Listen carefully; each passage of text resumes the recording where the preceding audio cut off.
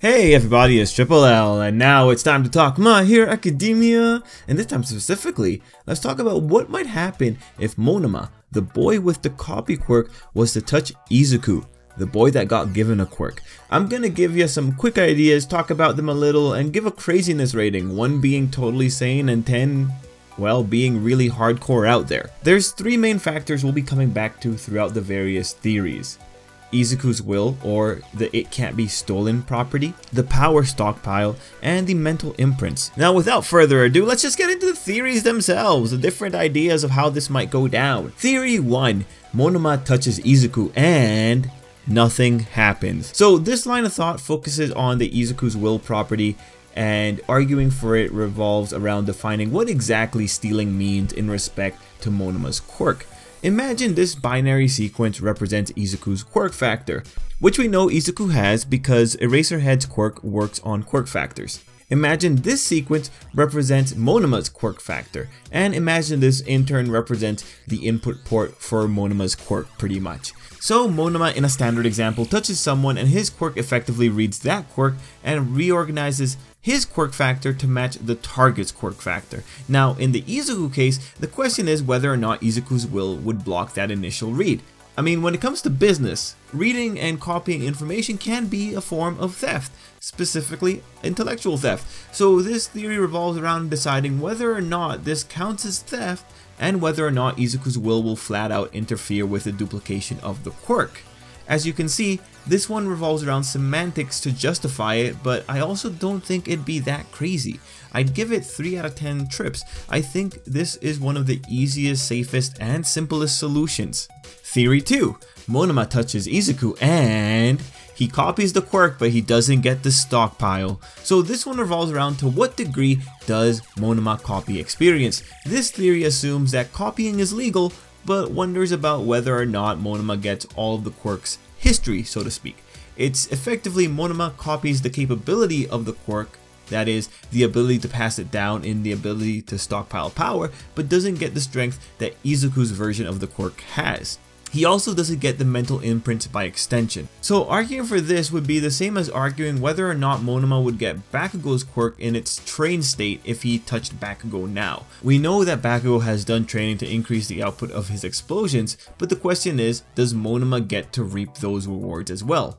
Well, logically, he shouldn't. Monoma is copying quirk factors. Training that Bakugo does to increase the capacity of his sweat glands shouldn't be imprinted into his genetics. You're effectively arguing Lamarckian evolution if you say that, and that's been biologically disproven in regards to humans. Now the problem here is that the stockpile power is ultimately inheritable. So the question is, does the power hide in Izuku's genetics, or is it metaphysical and just tied to the quirk factor? I want to say the latter because of the way that the energy moves from All Might to Izuku, but honestly it's kind of hard to say for sure. Regardless, this isn't that crazy and I think it would be a fair compromise. I'd give it like 2 out of 10 trips. I think it's really likely, I think it's safe, it's easy, and it's another simple solution. Theory 3. Monoma touches Izuku and he gets everything. Okay, so this is pretty much the worst scenario in terms of how many questions pop up now. What happens to the imprints? Are there copies of them? How mangled is Monoma's body going to become? How easily will he be able to use full cowl? Problems aside, it's a simple scenario. The copy works because that's what the quirk is designed to do. One thing to note here is that there is no reason to expect that he could go 100%. Monoma doesn't have a compatible body.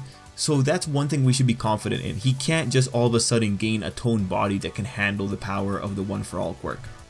The scenario isn't that crazy at the end of the day. It's just something that if it happens, we kind of have to accept because the author just did it that way. Ultimately, I give it 2 out of 10 trips.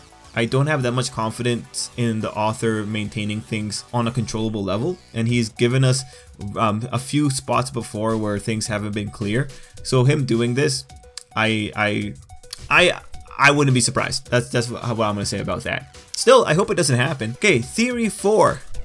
Monoma touches Izuku and he gets wicked feedback and his pants. So this is the most dramatic scenario. It'd pretty much be Monoma touches Izuku, but when the copy process happens, Monoma gets like this really crazy vision of the mental imprints who are effectively guarding Izuku, and you know, they make One For All go super crazy in his body, leaving the kid just broken all over. So this scenario has the most story weight if it happens, because then All For One's nature gets exposed to more people, and more people will have eyes on Izuku and maybe even be kind of freaked out by him.